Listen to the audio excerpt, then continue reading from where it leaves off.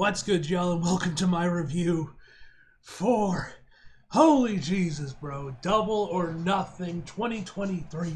As you guys know, we had this, as well as NXT Battlegrounds tonight. I swear to God, I can't catch a fucking break with NXT. You know, Stand Deliver and WrestleMania Night 1 were on the same day. Then they moved this to Sundays. I'm like, oh, thank God. Pay-per-views back on Sundays, as they should be. And now I'm like, oh, I got Double or Nothing the same day. Cool!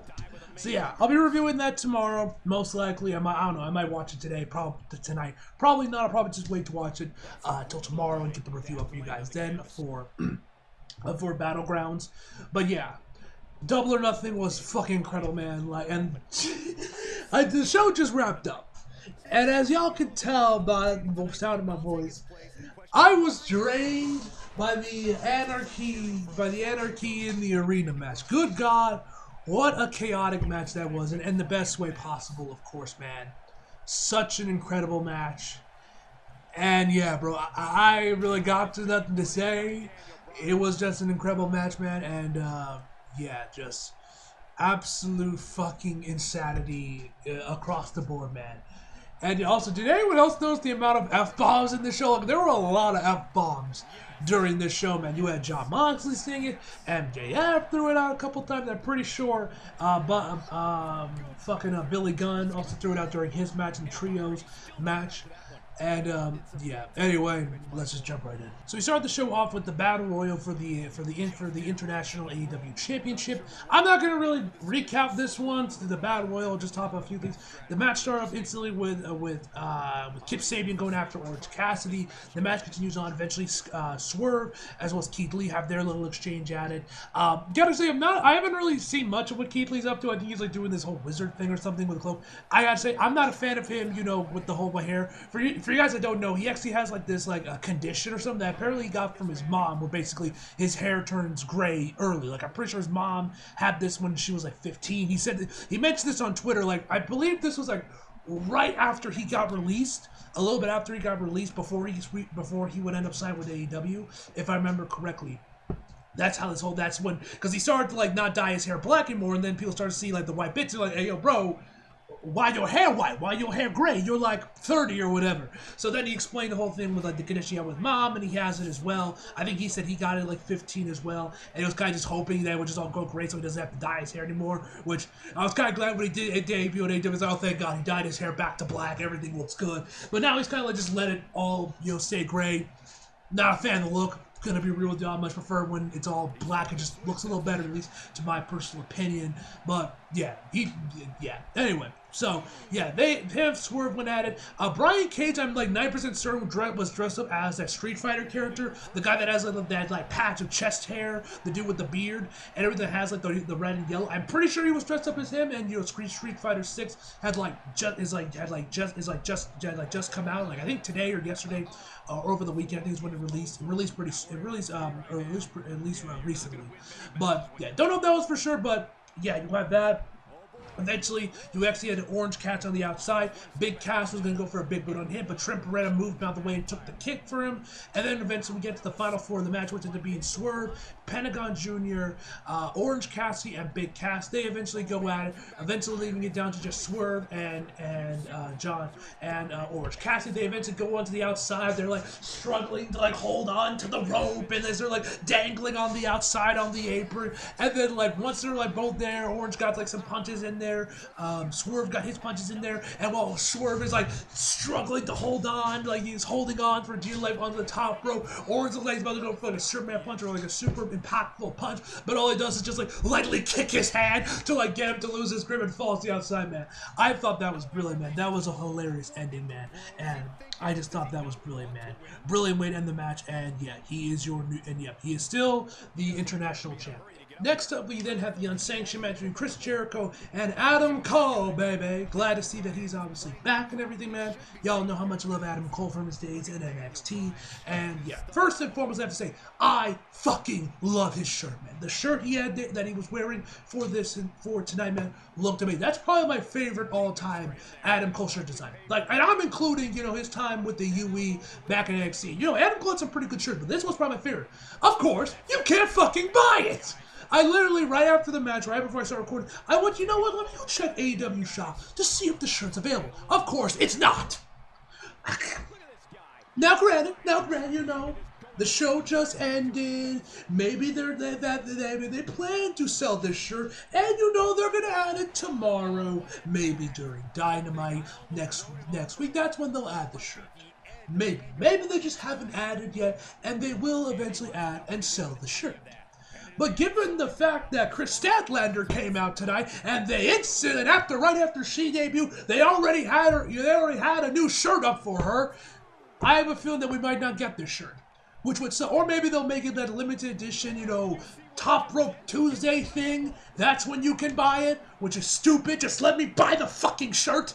I don't know why you gotta make it limited. Now I could be wrong, and they said Ellen's selling the shirt normally, but I swear to God, man, if this shirt isn't going to be sold and I can't buy this shirt, what was even the point? Like why? Like that? It's like that scene from fucking Uncut Gems with Kevin Garnett. Why the fuck would you show it to me if I can't have it? You know, like it's such a badass, cool, clean shirt design for Adam Cole. Easily my favorite one, probably one of my favorite shirts in all of AEW. And you tell me I can't fucking buy it? The fuck? So that's some bullshit, man. That's some bullshit. If they don't fucking add this shirt to AEW shop, I'm gonna be pissed. This is like the same thing when Kevin Owens would have the KO show shirt, but it was black and red, and then WWE shop never sold that version. They would sell you the yellow version. They sold the one where the shirt was where the shirt was red and the logo was black, but not the other way around. So annoying, bro. Like, why the fuck would... I do not understand why they will have wrestlers, whether it's WWE or AEW, or like have a wrestler come out. They give them a new shirt, it looks awesome, but they won't fucking sell it. Like, why? Let me buy it. I want the shirt. Let me give you money. Anyway, mini rant over. And also, you know, Britt Baker came out with the shirt as well, which makes me really fucking pissed because they made multiple copies of it. But, yeah, anyway, hopefully this does get added to AEW shop. Maybe tomorrow, maybe during Dynamite for the mixed tag match. Hopefully this shirt gets added because I want this shirt. It looks so fucking clean, man. I hate it when companies, when wrestling companies do this shit with the shirts. Well, they'll give you a cool shirt, but yeah, it won't actually sell, man. It's so fucking... It's the same thing with John Cena's SummerSlam gear from a couple years ago. At least they kind of sold it, but you had to buy this like this $1,000 NFT WrestleMania bundle bullshit. I just want the fucking shirt. Anyway. Rant over. I know I mentioned it, but God, that shit hurts me, man. Why the fuck would you... Anyway, I'm getting... Anyway. So I don't go up on the rant again. Anyway, let's get on to the actual match. So, you had the JAS start the match up. Of course, everyone's there. Then Sabu comes in there with Adam Cole and Roderick Strong. Which, oh my God, bro, it's so glad to see that Roddy is back. He's back in AEW, man. The UE's now finally fully been reunited, man. Of course, you know, Bobby Fish is doing his thing in TNA. Kyle O'Reilly, I think, is injured. I don't know what's up with him. I assume he's injured. So, you know, so you have him, and then, of course, Roddy. So now the UE has been kind of fully rebuilt, has fully, you know, reunited, at least in one shape or form, man, in AEW, which is nice to see, man. I also love the fact that this theme song is Killswitch Engage, man. Love that band, man. Banger songs. You guys, of course, know that they did Punk's original theme, man. And, yeah, banger tracks from them, man. Glad to see that's his theme. Anyway, so they come out there, man. Of course, they start going after the JAS. Sabu's doing his thing with the steel chair, hitting people. And then eventually he would actually, like, him and Chris Jericho would, like, have, like, a fucking lightsaber fight with steel chairs where they just keep clashing the chairs again, over and over again. Chris would eventually drop the chair, man, and Sabu would keep going. Sabu, surprisingly, I don't know how old, I'm pretty sure the dude's like 70 years old at this point. I don't know for sure. But the dude actually gets up the top rope and jumps off the top rope and hits a splash on a table, man, which was pretty shocking to see. I didn't think Sabu would do anything that crazy, man, like he was doing back in his ECW days. But, you know, shout out to him, man, so, which I'm sure made the fans very happy. So, eventually, as the match progresses on, the rest of the day, keep taking care of the rest of the JS. They eventually managed to get everyone back into the back, into the back, leaving just Adam Cole and Chris Jericho actually inside the ring itself. So we now have a fully regular one-on-one match. Anyway, so they would go at eventually they would get Adam Cole go for a Panama Sunrise on the apron, which Chris would counter it, and it would eventually hit he would hit a suplex with both on the apron onto the outside, which was pretty nasty. Eventually Chris would lock in the walls of Jericho, and Adam Cole managed to grab out a fire extinguisher, starts firing it off at at Chris. They go at it a little bit more. Chris goes for the lion soul, but Adam Cole counters it into a super kick. Eventually, Chris would also set up a chair, would wedge a chair between two of the turnbuckles, which would use against him. Eventually, Chris would actually himself would grab the fire extinguisher and use it against Adam Cole and start spraying it everywhere, man, which was kind of cool to see. Chris would eventually introduce some kendo sticks, and then of course right when he's about to use it against Adam Cole, Britt Baker comes out, like I mentioned before, donning Adam Cole's new shirt that you can't fucking buy. I digress. And then starts wailing the shit out of Chris Jericho with the kendo stick, which is pretty cool to see.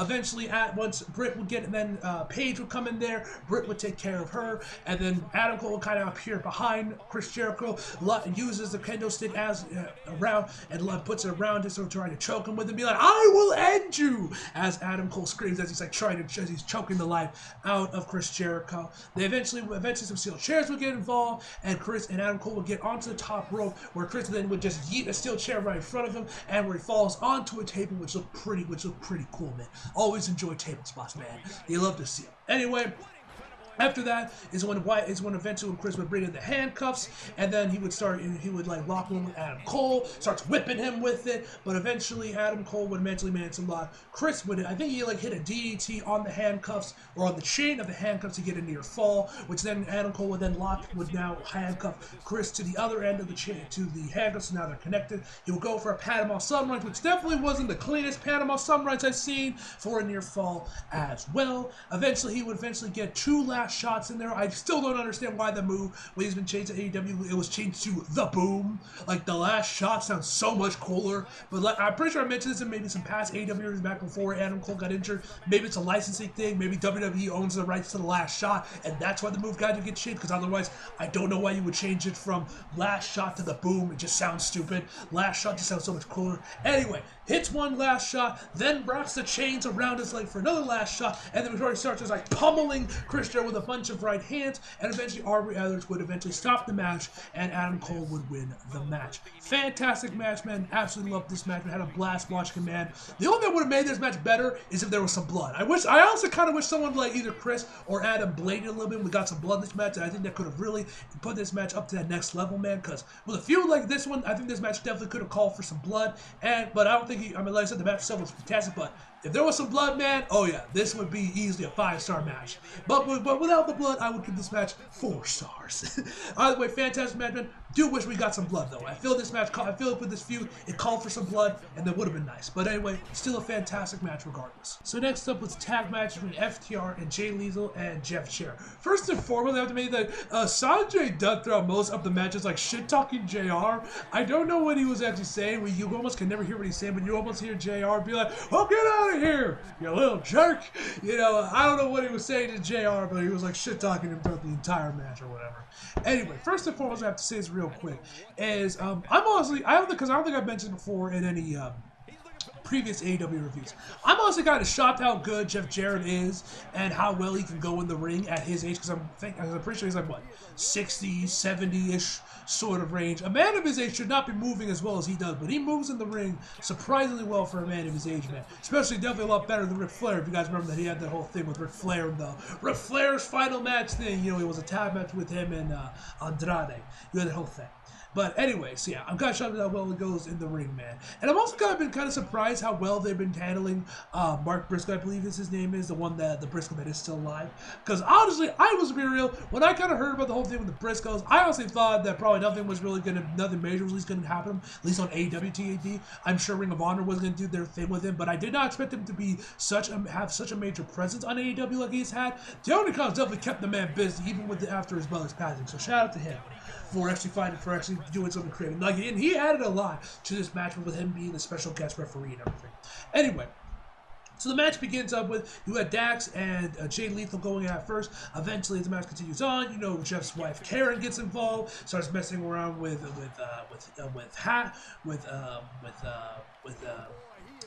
Cash is with something on the dude's name. Cash Wheeler, you know, they were going. He was doing his whole thing. They would also like. I remember there's this one part of the match where he tried where Jeff Jarrett or not Jeff Jarrett, Jay Lethal tried to get like a fake tag in there where he clapped his hands to make it sound like there was a tag to trick Mark into thinking that they tagged out and that Jeff Jarrett was legal man, but he actually saw through it. Thought that was pretty cool.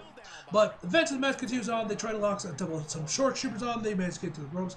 Eventually, once we get to around the end of the match, shit starts getting crazy where Jeff Jarrett and Jay Lethal land this devastating move, their finisher, but eventually it ends up just getting them a near fall. By this point, Jeff Jarrett is just like pie-facing Mark Briscoe. He's keep going at it, keeps telling him like, yo, count to three, you have one job, count to three. And eventually, after all this going on, I'm pretty sure it was Jeff Jarrett, hits him with the guitar, that was I believe for Dax, and he ends up just hitting him right face first, man, with the guitar, man, and he just slumps down to the bottom, to like the bottom turnbuckle, man.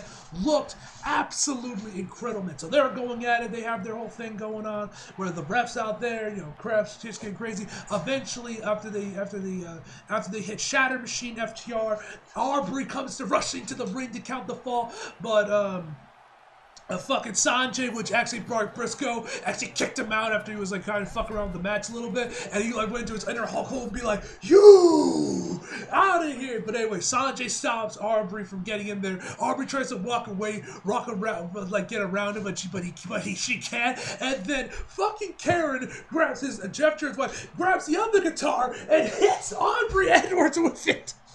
Bro, I was laughing my fucking ass off when I was watching this live, man. This was absolutely incredible.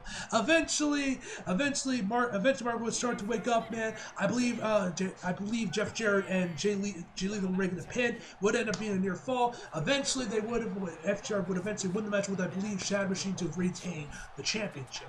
This is a fantastic tag match, man. I actually thought this match was a lot better than I thought it was. I wasn't really that interested into the match before, mostly because you guys know I don't watch Ring of Honor. I'm not really that invested or about Mark Briscoe. I don't really know who he is and everything.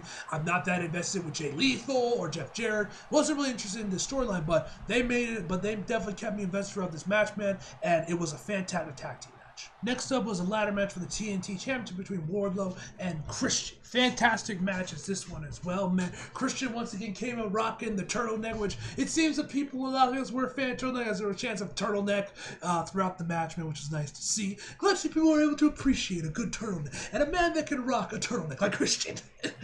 Anyway, man. So the match begins. They're going at it. Wardlow will grab a ladder, and Christian would do a baseball slide, two on the ladder that would just hit like right against Wardlow. But then when Christian goes that move where he like kind of like does like a jumps over the top rope and does like a splash or whatever, Wardlow, would like use the ladder against him and just hit him with it, so to repay the favor. As match eventually goes on, Wardlow would set two tables and tries to go for like and puts Christian on top of it to do a top rope maneuver, but Christian manages to get out of the way before anything crazy goes down. Eventually, Wardlow grabs, I believe it was either Christian or Wardlow, grab another ladder and set it up in between the barricade as well as the ring apron. They both get on top there. Christian manages to get out of there and manages to like swipe Wardlow's feet under him or whatever, causes him to slide under one of the holes of the ladder, and of course his nuts making direct contact with the metal ladder, which I'm sure wasn't pleasant. And because especially going off of Wardlow's freshman, it was not fun. No sir, it was not fun. So the match continues on. Eventually, Luchasaurus comes in there. He gets involved, man. He helps up Christian. There was also this one spot where Wardlow had him up in a power pump position, and Christian manages to like counter it and get over, like kind of like jump over him a little bit, and grabs onto the ladder to try and grab the title, but ends up not working. So Luchasaurus is in there. He's helping out Christian. Eventually, Arn Anderson gets in there. Damn near bites Luchasaurus' fucking thumb off, man. That looks pretty nasty, man. Like seriously, is Arn Anderson like part ghoul or something? Like, the fuck was that? Eventually, then and also there's also another spot where Wardlow had a ladder set up on the ground, put Christian on top of it, and goes for a swan top off the top row onto Christian, but Christian managed to get out of the way, so he made direct contact with the ladder. But then, as if man didn't stop thinking he was prime Jeff Hardy. The most insane spot of the match. Well, there was two insane spots, but one of them that was really cool, and I honestly questioned whether or not this was a botch or not. A part of me thinks it might have been a bot because I don't know if Wardlow, because I think Wardlow was maybe hoping the ladder wouldn't break him, especially for a man of his size. But given, you know, how well it worked out, maybe he wanted the ladder to break. I'm not sure. Partial bots, this probably was. But anyway, Christian is climbing up the ladder to get to the title, and then Wardlow, Wardlow goes back up there onto the top rope, leaps from the top rope onto the ladder, catches the ladder, but of course, because this man ain't fucking Kofi Kingston, you know, 200-pound, like, you know, high-flying cruiserweight type guys, or Jeff Hardy, of course, the ladder freaking breaks on him. This is why I question whether or not this is a botch job, because on the one hand, how did he not think the ladder wasn't going to break on him, but at the same time, maybe he was hoping that that the ladder wouldn't break and he would be able to hold his weight? I'm not sure, man, but it looked fucking... He stuck the landing and everything, the ladder just gave out on him. But it was kind of funny how he still tried to use that ladder anyway to get up the thing, and like, even the ref was helping him, like, trying to steady it, man, and while you had Taz on cover, like, bro, get it on the ladder! Pretty funny spot. Pretty fun, but it was also very impressive. Like, Wardlow is a very agile guy, especially for a man of his size. But no, the man wasn't done pretending to be Jeff Hardy, because then those two tables he set up early in the match, he puts Luchasaurus on there, climbs the tallest ladder that was in the match, while Arn holds it down, gets to the very tippy top of it, and then hits a swanton bomb from the ladder onto Luchasaurus on the tables, like he's fucking prime Jeff Hardy at a TLC match. I saw the man, I'm like, oh my god, this man acts like he's prime Jeff Hardy. I'm pretty sure he even tweeted out, somebody call Jeff Hardy. Fucking insane, man. Fucking insane spot. But eventually, Christian we end the match with Christian climbing the ladder, but Arn manages to get him off there. Christian then lets go of the title, drops down. Wardlow catches him into a powerbomb, and then Wardlow would climb the ladder to win the match. Fantastic ladder match, man. Had a lot of fun with this one, man, and yeah, it was just a joy to watch. So then next up, we actually then have the women's match, which was very short. Very short. Now, I saw a tweet from JD as the show was going on that apparently there were reports out there that Jamie Hayter was injured, and that probably would explain why the match was so short and how it was done, which in that case, fair enough. But yeah, we start the match off with Toni Storm making her entrance. Eventually, Jamie Hayter was supposed to make her entrance, but she didn't show up. They played her music again. That's when she showed up, kind of like holding her arm, being attacked by Ruby Soho and Paige. As they started to attack her, they continue on. Eventually, the match does begin. Toni Storm keeps attacking the arm, to eventually hitting Storm Zero to eventually win the match. It was a good women's match. I did enjoy it. I thought it was a fun match for what it was, but there's only so much you can do for matches like only 5 minutes. I think this match was altogether was only about 5 minutes. Listen, I did enjoy it, but you know, probably could have been a lot better if it was longer, but then again, if Jamie was injured, you know, fair enough, and that explains why this match was so short. Either way, it was a fun women's match, and I did enjoy what I saw. And Toni Storm is your new women's champion, so cool. She's now women's champion again, but no longer the interim women's champion. So, cool. So next up was the trios match between the House of Black and the Acclaim. First and foremost, Max Caster's rap tonight was amazing. This might be my favorite freestyle of his, man. Man was low-key going off here about how does Malachi get away with blackface? And then, of course, you had him saying, like, Buddy is so ominous yet he's getting cucked by a kid named Dominic. Bro, the Dominic one killed me, man, because y'all know Dom and everything, man, with Rhea. Because you guys didn't know, Rhea and Buddy Murphy are actually married, if you guys didn't know that. So, yeah, that was pretty funny. But there was actually this, I remember I saw this one thing, I think this might have been on Twitter, or I might have saw this on Instagram. That was a screenshot of a post where it was the one, I believe this was at this might have been at WrestleMania, or maybe, I'm pretty sure this was WrestleMania, where Rhea had like Dom written on like her ass, and you know, Dom was like pointing it to it, and then Buddy was in the reply saying he might have his name on your ass, but I'm the one that gets to touch it. Pretty funny stuff, man. Pretty funny stuff. But yeah, that killed me, man. That one killed me. And those also like, we don't need a special rule to beat your emo asses, man. Like that one. Like seriously, Max Caster was going off, man. So the match begins, and it's Anthony Bowens versus Buddy Murphy, but eventually goes into Aleister Black. Those two go at it. Of course, Aleister does his typical, you know, sitting cross-legged and everything, man. Which, oh my god, bro, that when he did it tonight, man, ooh. damn, did that shit look smooth. It was buttery. Like, the man, like, it was like he just descended into this post, man. It looked so fucking smooth. Then Anthony kind of does it too, and does a whole scissoring thing, which was pretty funny. And so they going at it eventually. Most of the match was just Anthony Bowens getting his ass handed to him by the House of Black. And them just trying, and then him selling, trying to get over to the others to get the tag in there. There were some really nice close ones in there where, like, right when he does like the leap, and I believe it was for Billy Gunn, but he just managed to rip him off from the apron at just like the last possible right before he made the tag, man. That one looked fucking clean as hell. That was mostly most of the match. No, like, there were a couple times where I'm like, bro, will you get a fucking move on? Like, I know you're trying to like sell the injuries you're sustaining and add to the drama, but there are some times where I'm like, bro, I know you can move a little faster than this, man. Like, come on. But yeah, eventually Billy Gunn would get the hot tag in there. He goes up. I'm pretty sure he said you fucked up or something. I know he said like an F-bomb when he had like a famous show on Buddy Murphy through when he was like when he was kind of like bending over bend over like the second rope. I'm pretty sure I might be wrong that, but I'm pretty sure I heard him like say an F-bomb. Like, there were a lot of F-bombs throughout the show. You had this one, of course. I know MJF said it, threw a couple one out during the Fatal 4-Way match, which is, my God, fucking incredible in its own right, man. But yeah, anyway, so you have that, man, eventually, and also I gotta say this one.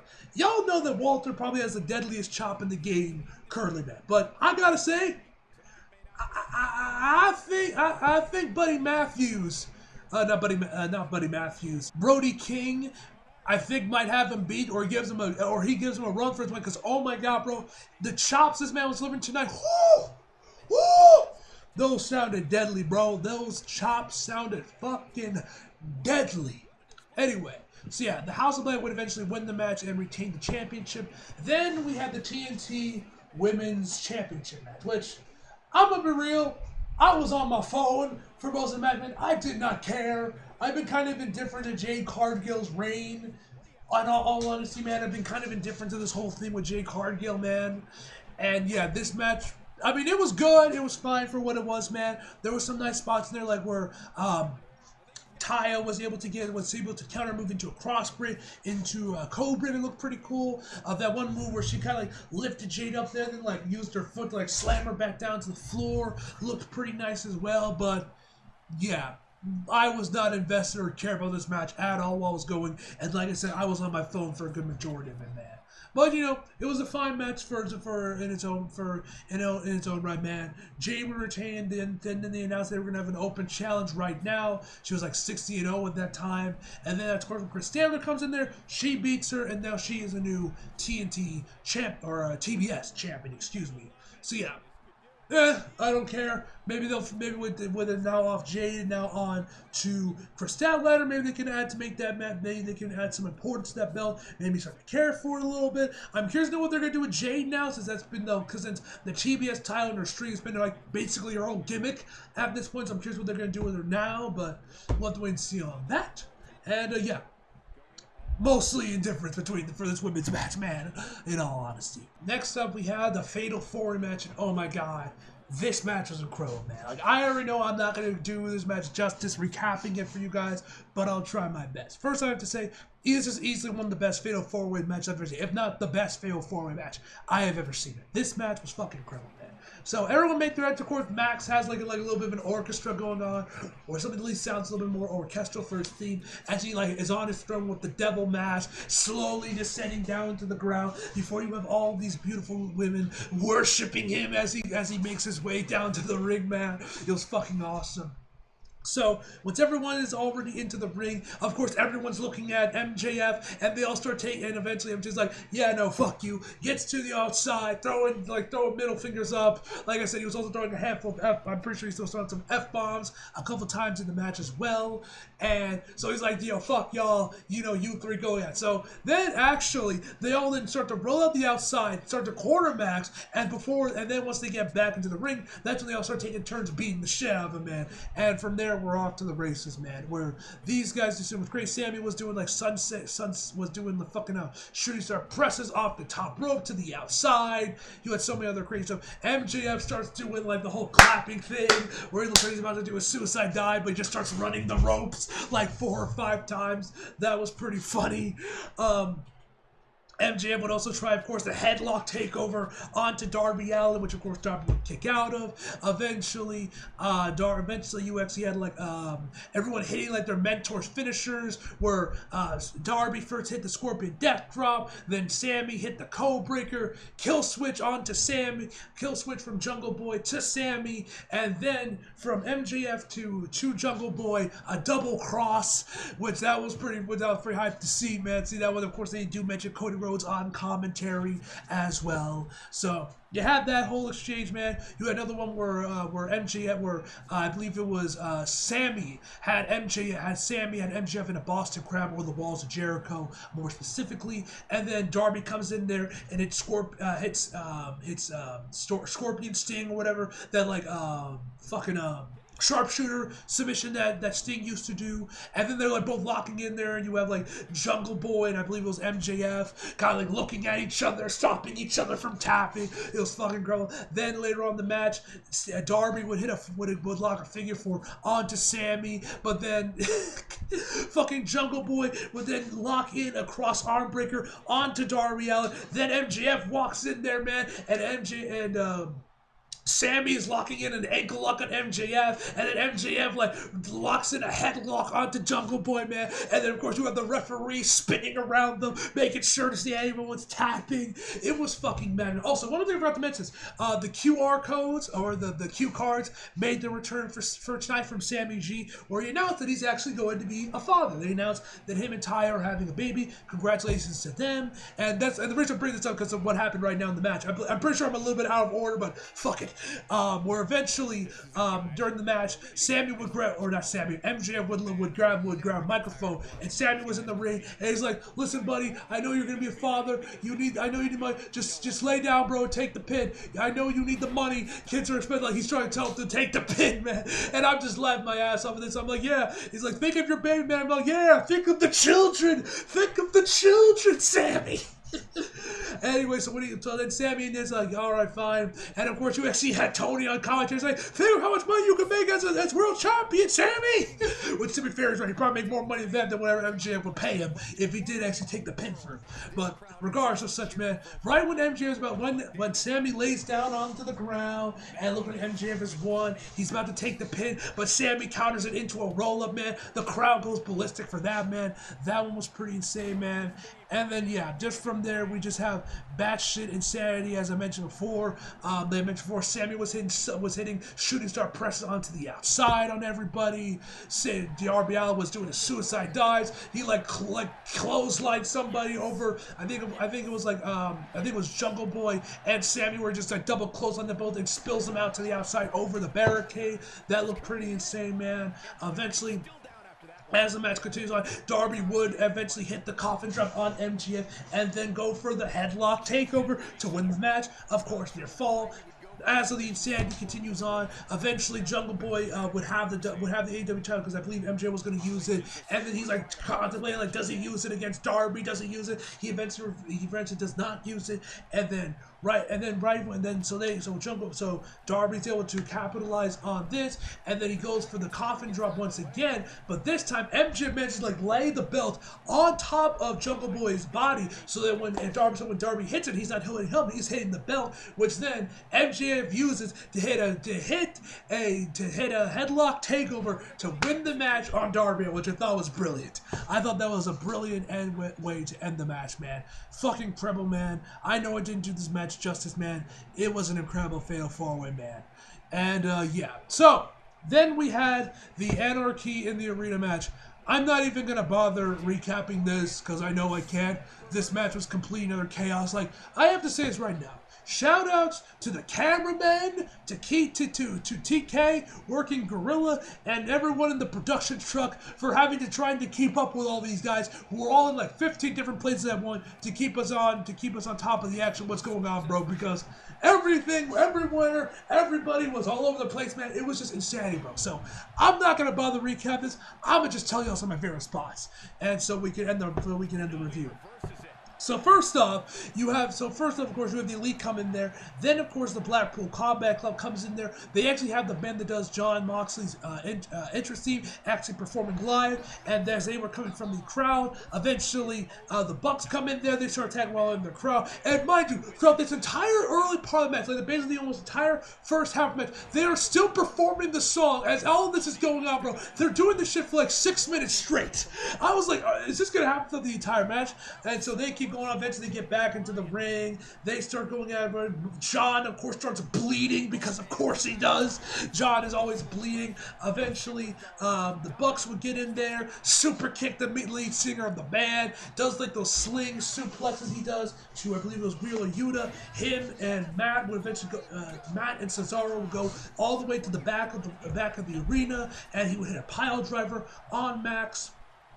On Matt, on top, on like the trunk of a pickup truck, a pile driver on that. Eventually, somehow Don Callis is also on commentary. I don't even remember seeing him there. I don't know how he got on commentary. He's running away, of course, trying to avoid Kenny. And then actually midway, like I think around the end of the match, he's like, you would hear Tony on commentary say, "Don't move me in front of you, Don," which is pretty funny. So they keep going at it. Eventually, Moxley and Kenny go at it when they're on the outside. He like throws Kenny into like the poker chips, obviously a la what happened at the first Double or Nothing when John Moxley made his debut in AEW, man, which was obviously batshit sick. If y'all remember that from my review many years ago. So you got that insanity, man. D. Bryan is doing his thing, man, getting everyone bleeding. You know, he also gripped up Justin Roberts' jacket, grabbed them during this whole chaos, which actually Excalibur mentioned on commentary that he was having PTSD flashbacks. Which, if you guys remember many years ago when Nexus debut, which D. Bryan was a part of, he actually locked Justin Roberts in the labella and used his tie to choke him with it, which actually got him legitimately fired before they brought him back for that elimination tag match at SummerSlam between John Cena versus the Nexus and all that shit, man. Literally, when I heard that on commentary, man, I couldn't help but crack up from Excalibur, man. Nice, it was actually pretty cool that they actually did reference that. That was pretty nice to see. Just so much insanity. Eventually, Matt gets back in the ring, hits a super kick. I believe it was on John Moxley. His fucking shoe lights up fireworks and shit, man, from his Jordans. And then I believe it was Cesaro and D. Bryan rip his shoe off there, and he punt kicks it into the crowd, like Cesaro does. And then they work together to get his sock up there. John Moxley throws some thumbtacks on the ring, and then they pick him up, and Matt lands directly into the thumbtacks, man. Ow! That had to fucking hurt, man. And yeah, from there, more insanity. Kenny goes for the one-winged angel, but Don Callis comes in and interferes. We also see a new member of the Blackpool Combat Club. I'm slipping on his name, but the Asian guy that D. Bryan has been having a thing with recently on TV. I'm slipping on his name. Honestly, when I first saw that there was a hooded man there, I legit thought it was Punk. I legit thought that CM Punk was finally going to make his return to Dynamite, or it might have been Cody Bucci since he's no longer with New Japan anymore. But no, when I saw the long hair, I knew it wasn't Punk. So it was revealed to be him, and eventually the Blackpool Combat Club would win the match. Batshit sales, like I mentioned before, there was so much crazy shit going on in this match. Broken glass was in there as well. Some barbed wire between John Moxley and Kenny Omega. He even got the fork out there and was poking at Kenny. You know, you had Hangman doing the thing with D. Bryan where he rips his eye patch off there. It looks like he's about to use a screwdriver on it, but I believe it was Wheeler Yuta stops him, man. And you have the one other spot where it was just Kenny Omega and Hangman surrounded by the Blackpool Combat Club, and they worked together to take him out, bro. There were so many amazing spots in this match, man, but it was just complete and utter chaos, man. So, yeah. Anyway, guys, that is the end of my review. Obviously, my favorite match was probably the Fatal 4-Way match, just because this match actually had some structure to it. It wasn't just complete insanity. Then the Anarchy match, and then probably Adam Cole and Chris Jericho. Those were probably my top 3 matches of the card. And yeah, man, overall, my favorite for AEW All Out 2023 this year is going to be a 9.5 out of 10, guys. So hope you guys enjoyed the video. Like if you did, subscribe if you're new. Follow me on social if you feel like it. Links down below. And as always, come back for more. See you guys next time.